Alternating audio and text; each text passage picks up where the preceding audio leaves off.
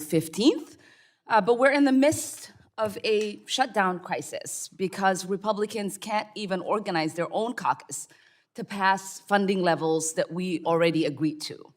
And now they launch some of the most radical cuts to healthcare, to housing assistance, to food assistance, to the postal office, and nearly every program under the sun, all while doing nothing to rein in our nearly $1 trillion Pentagon budget or the trillions they have handed out to millionaires and billionaires through the Trump tax cuts. There's a lot of awful stuff in this budget. There are millions of vulnerable children, moms, and dads, and more who will literally have Medicaid taken from them. There are massive cuts to food assistance, literally starving families who are already struggling with food prices.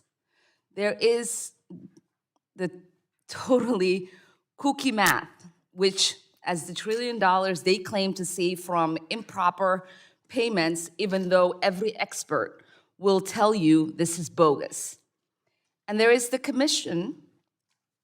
They tuck into the resolution to slash Social Security and Medicaid, despite their attempts at denying they want to cut these vital programs.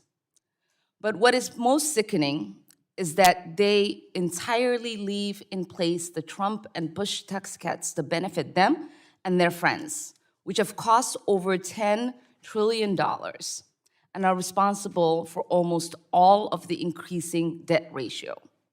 Permanently extending the Trump tax giveaway would benefit households in the richest 1% more than twice as much as those in the bottom 6% as a share of their income, providing roughly $41,000 tax cut for the top 1% at a cost of around $300 billion per year.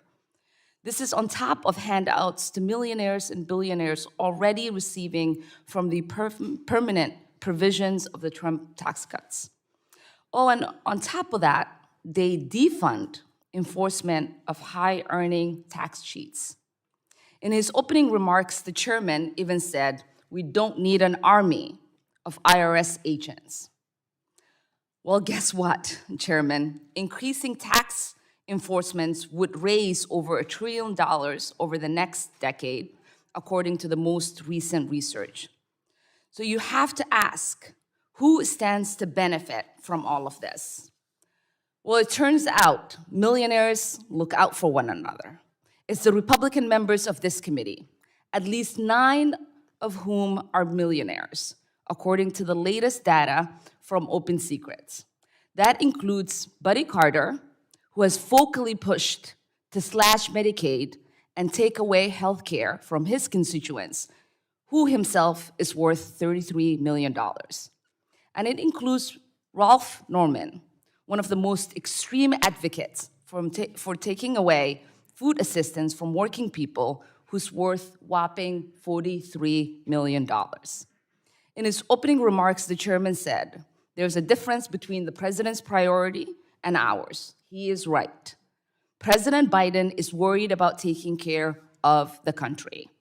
The president is about making sure the economy works for everyone, that kids have enough food to eat, and that millionaires and billionaires pay their fair share. As Humphrey once said, the moral test of government is how it treats those who are in the dawn of life, the children, those who are in the twilight of life, the aged, and those who are in the shadows of life, the sick, the needy, and the handicapped.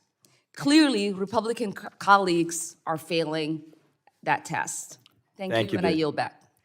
Thank you, and now yield to my friend from Buffalo, New York.